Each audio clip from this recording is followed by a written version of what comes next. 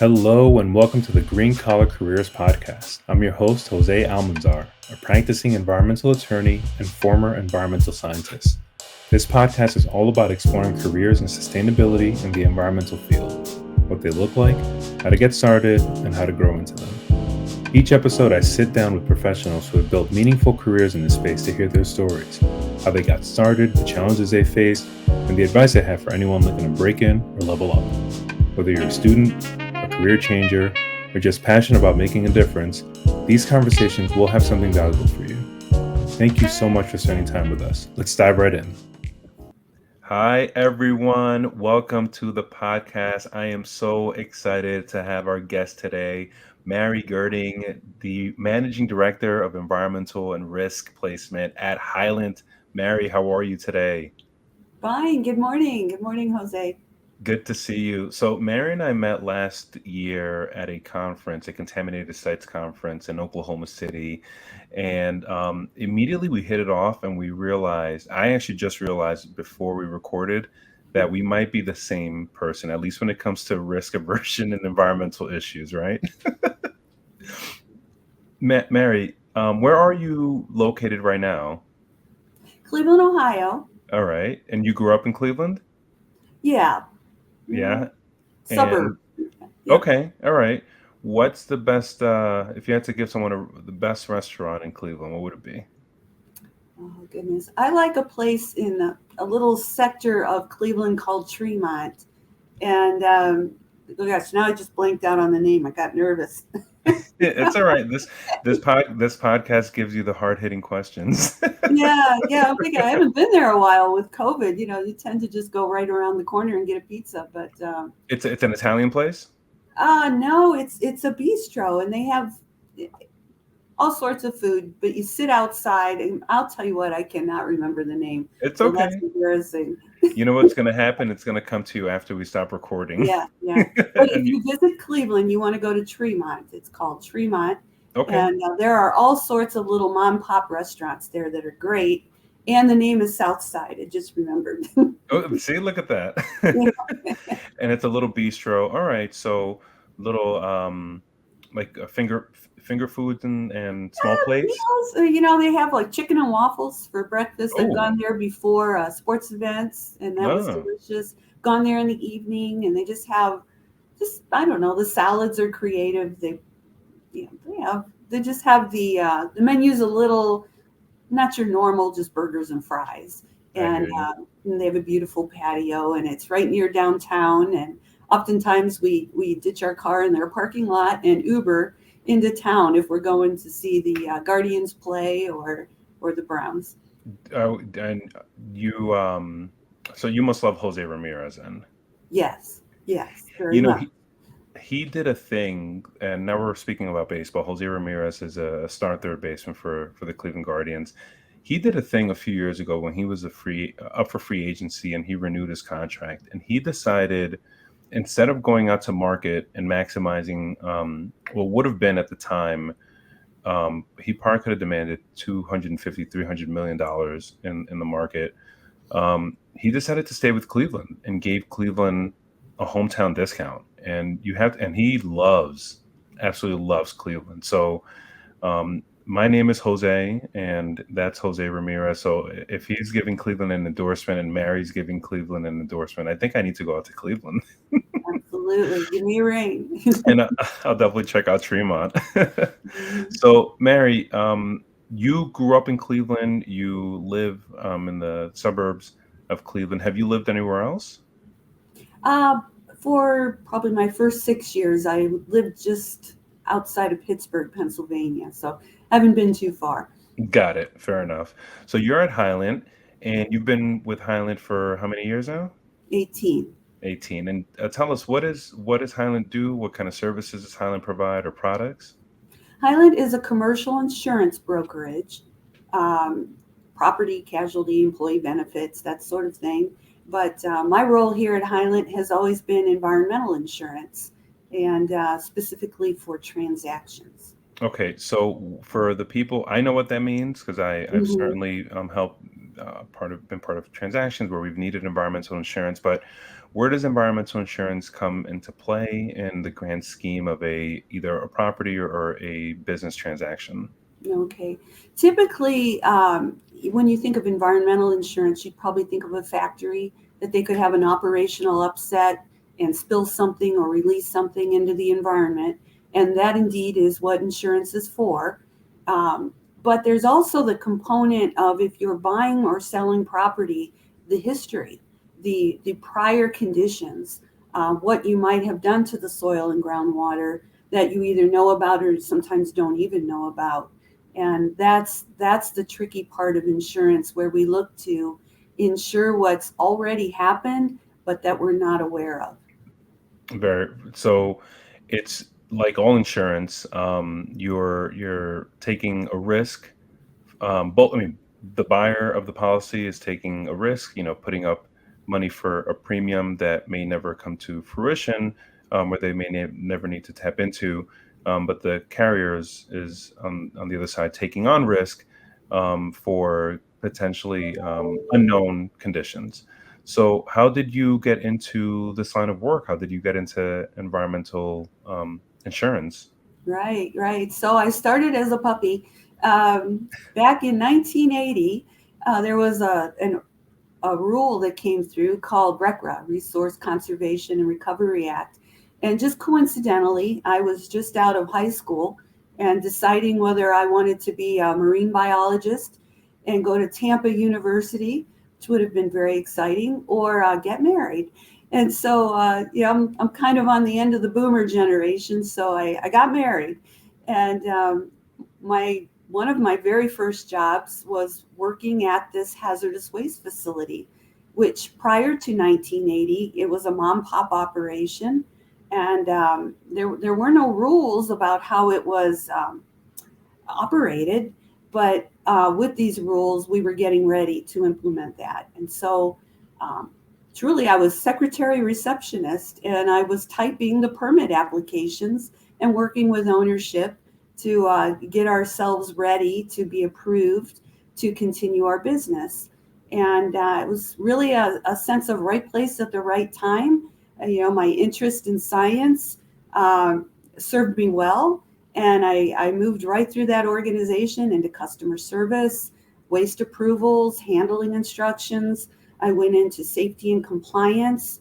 I had a wonderful opportunity at a very young age to travel to Washington, D.C. to be a voice for the hazardous waste industry as new regulations were being formed. Land ban, in particular, was the one I was working on. And so we were a hazardous waste incinerator. We would take organic chemicals, burn them through thermal destruction, but there's always the ash residue. And what do you do with the ash residue? And how do you properly dispose of it?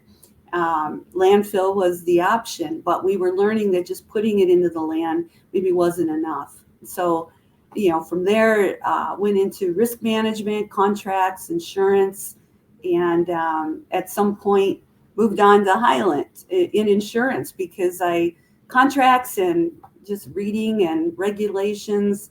I'm kind of odd. I find that fun. You're not out at all. Out at all. Like I said, yeah, I think you and I are cut from the same from the same cloth. So you had this interest in marine biology that didn't you didn't act on it because you got married but entered the workforce. But you've had this genuine substantive interest in science from a young age, right? Correct. What brought that about? What was there something in your childhood that got you interested? Was there a TV program or an experience at the beach or a Ah, cruise that you went to? Do you yeah. recall?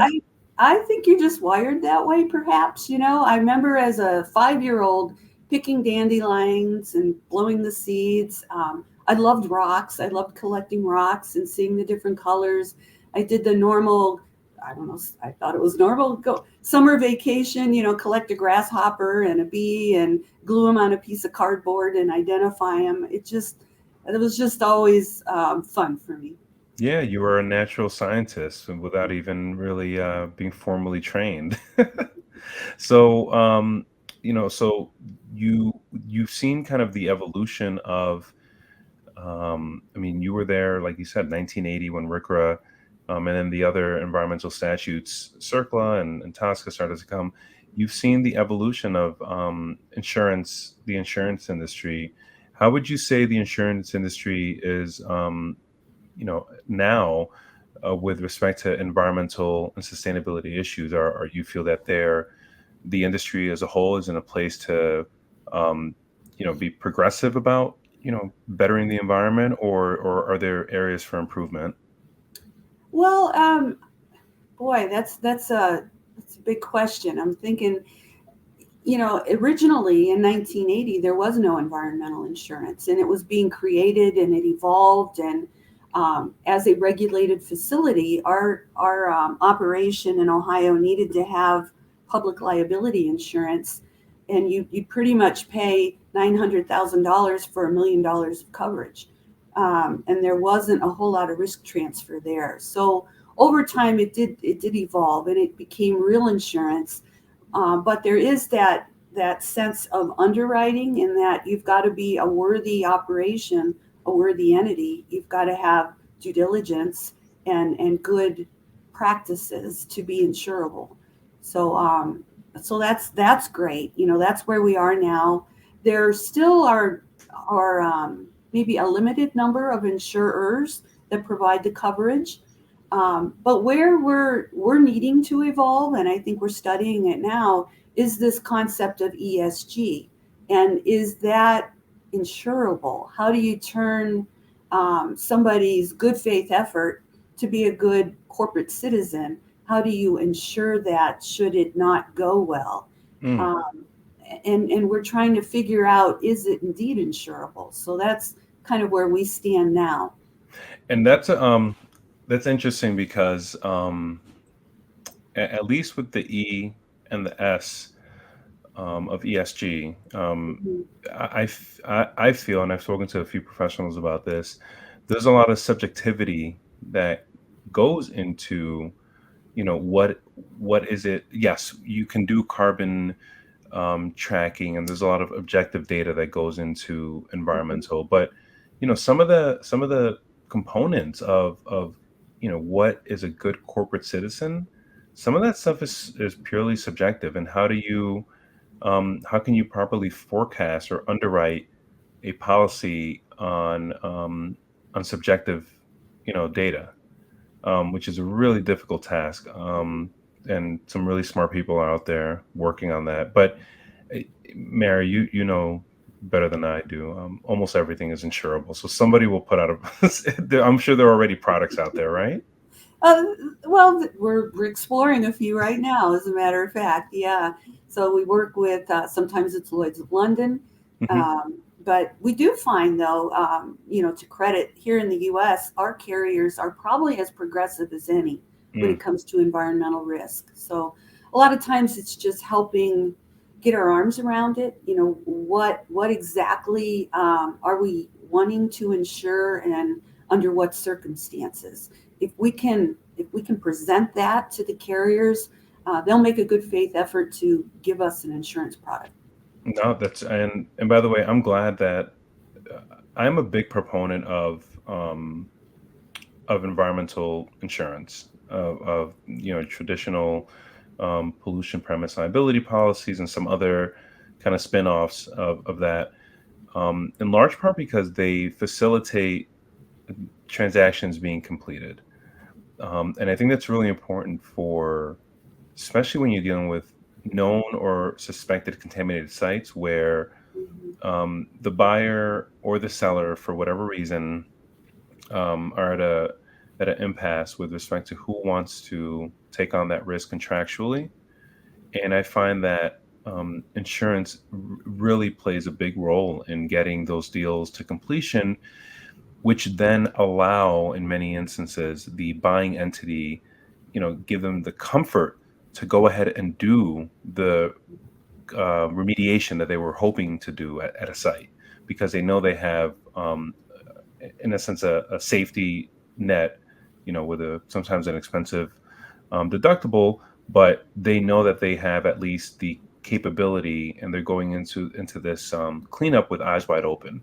So I think environmental insurance, frankly, plays a huge role in not just cleaning up contaminated sites, but also letting the innovators out there take risk, in doing what they're hoping to do to make the planet a better place. So I think the whole industry sometimes gets a bad rap. Obviously, if you're putting in for claims and they get denied, and then you have to hire people like me to try to fight for those claims. But generally, I think the environmental insurance industry is a good. It's a net good, and that's how I feel. Um, Mary, so you had a unique um, path to your career, Mhm. where you started in an administrative, secretarial role, and you worked your way through the ranks to get to where you are now.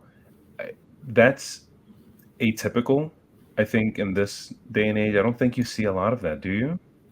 No, and that's something, for our younger viewers just coming out into a career. It's hard. I was blessed with being in the right place at the right time. As I said, I had the mental capacity, I guess, to succeed, but oftentimes you don't get invited in now without, the formal education, the background. And I did go back and I took organic chemistry, but Mm, and that wasn't an easy lift. And that's all I took because that was all I needed.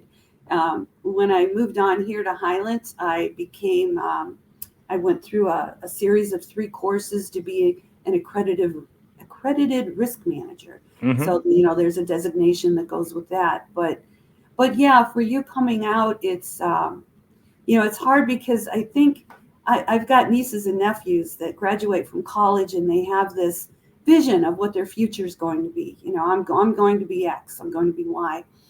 Um, I guess what I'd say is, hey, start small. Find something that interests you that maybe is at least at the right corporation. Get in there and prove yourself. That's what I find is that when I look at resumes, I see, well, they were here 2 years, 2 years, 2 years, 2 years. That's great, and that's good. But I'm looking for the one that was there 2 years and got promoted, two Mm. years and got promoted. I think those are the keepers. And so don't be afraid to take something less than what your dream job is, because in a very short while you might find that that opportunity presents itself. Yeah, that's actually really good advice, which really focuses on align yourself with a company or an organization that you could see yourself growing into, and then once you get your foot in the door, then it's up to you in a sense. Hmm. If the organization, and you this is part of doing your homework, you need to know that the organization, you know is big enough, has the bandwidth, and has a history of internally promoting people, that no one's going to do that homework for you. You need to do that in your Hmm. own due diligence process. But then going in and doing good work, and letting people know that um, you're hoping to grow within the company. Hmm. um, so let's take the hypothetical recent college graduate. I know it's May 9th right now, and a number of people, either have graduated or are graduating. What's some advice that you would give to them, to break into, a company or certain industries, if they know no one at the company? What are some advice that you would give to your nieces and nephews? Hmm. Well, I think networking is important. Being involved, getting out to meet people, which is hard. Um, that's something that probably I just learned in the last maybe 15 years. Um, Networking is important. Um,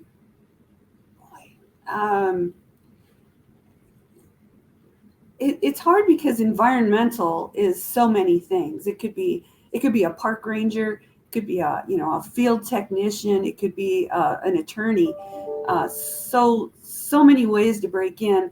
I'd say I'd look to environmental consulting and environmental contracting as maybe a good place to get in and learn about the different perspectives of environmental to see what you're good at and what resonates with you. And then I think that's a good solid background that can go in so many different directions. And you knew I started as an environmental scientist, right? Before I went to I law did school. not know. So that's whenever I meet young people that, and by the way, you hit upon something that I've spoken with a few people. There are a lot of people that don't know what they like. True. They don't know what industries, and like you said, it could be a park ranger, it could be 20 dozen different things. So do a little bit of homework. What is it that you enjoy doing? What organizations do you enjoy reading about? Visualize yourself, doing the work that that organization or company is doing, um, and then explore. But if you know nothing, you're 100% right, Mary. Going into consulting is a great, um, kind of a great first step out of undergrad if you really don't know, because one, there's a need. A lot of consulting firms are pretty good about hiring entry level because they need entry level field people, entry level data people, and then you can do that for a few years and see, and if you like it, and if you do, and if it's a big enough company, then seeing what other opportunities arise within that company. But two, at the very least, you have a few years of technical kind of training beneath you, and then you can leverage that to something else. Hmm.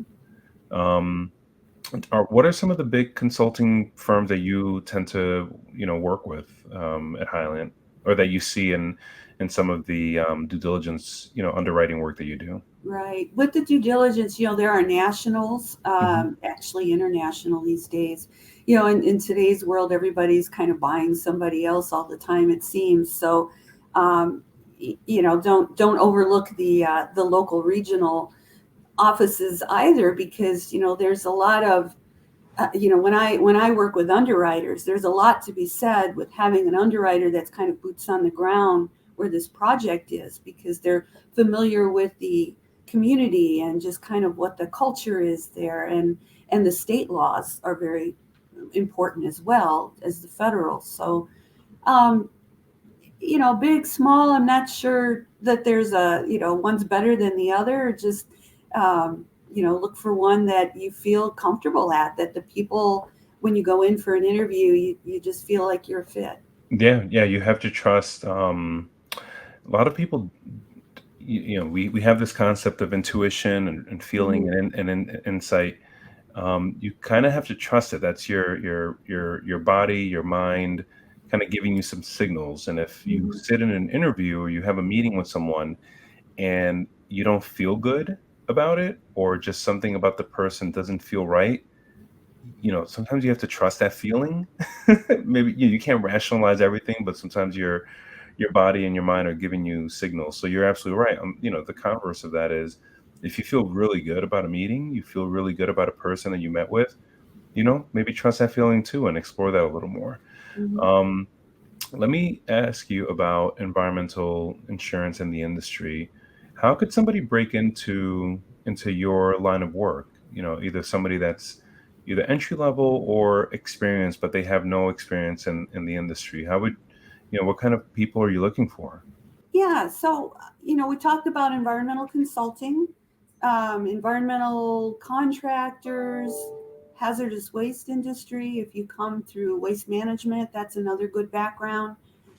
But again, if you want to just start out, an environmental background education is good enough. You can come in as a customer service specialist, and learn about insurance, get your insurance license, and then you're using your science as we put these submissions together to go out to the carriers to review the project to see if they're interested in offering terms. And so, another good way to use that science background.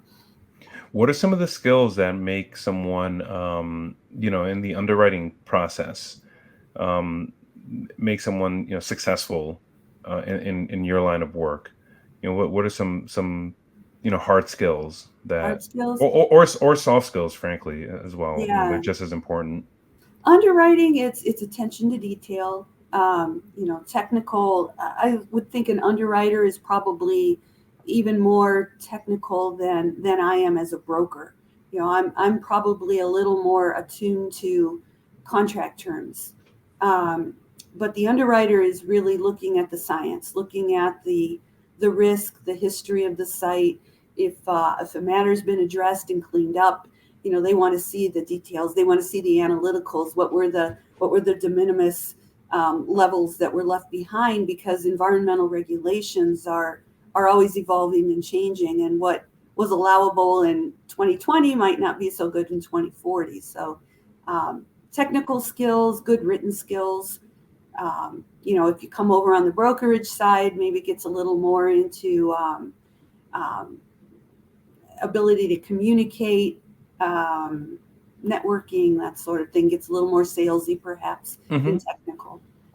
So I have one question that I want you to really consider. So let's imagine that you had a friend who had been working in, let's just say, I don't know what industry, the textiles industry, Okay. importing, exporting textiles, um, bookkeeping.